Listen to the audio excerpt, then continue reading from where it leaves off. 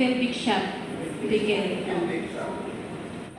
Para sa ako, sir, kung kung mag-increase man galing na kuan per day, ang ako kuan is 20 to 25 pesos per day para sa ako ang kuan. Kay murag ka na sa amo sa bigere, nagdepende man po na sa kanang tag-iya. Di man sila pare-pareha. Kasi ang minimum lang sa akong trabahante, bisag walay skills is 35. Bisag walay? Walay skills or i-training pa siya. So, mga minimum. So, nag-base na ako, ang negosyante is, bigger na di 600 din ang sweldo. So, yung nga alam, nag-base lang na, basta kay minimum wage na ihatag is, sa ako, trabahante is, mag-add ko 25 increase. So, hinang dyan 410 per day sa minimum. Mo na ako kuan kay magbasiwag po na sa negosyo kung unsay status. Ma'am, pila mo hang empleyado? Mga more than 80 na, sir. 80? 80+. 80? Yes, sir. Naku, ang iyong bakery ha? Ay, yes, sir. Ilang ka branches, ma'am? Kuman, 9 branch pa kami, sir. Bago kami nag-open ang 2 branch.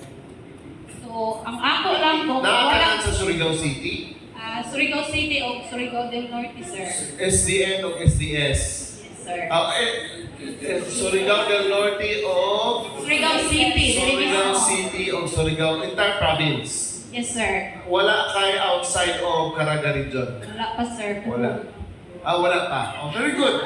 Very good for business foresight. Okay, Ay, sige. para po sa ako, kanang ino nila sa mining, nagdepende naman po na sa tag-iya or naman sa kanang company. Para sa ako sa lahi-lahi ang gibasihan ako sa pagpasweldo. Depende sa skill sa tao. Basta kay ang minimum is minimum yun ihatag. So wala ko na kuan kung mag-increase, pabor ko sa pag-increase.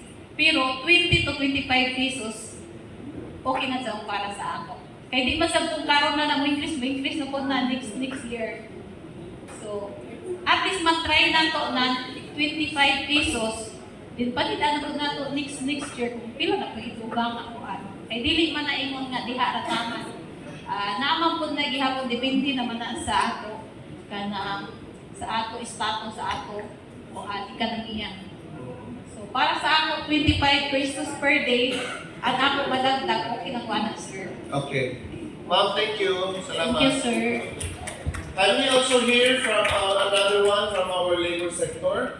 Dito na po kita sa ang mga labor na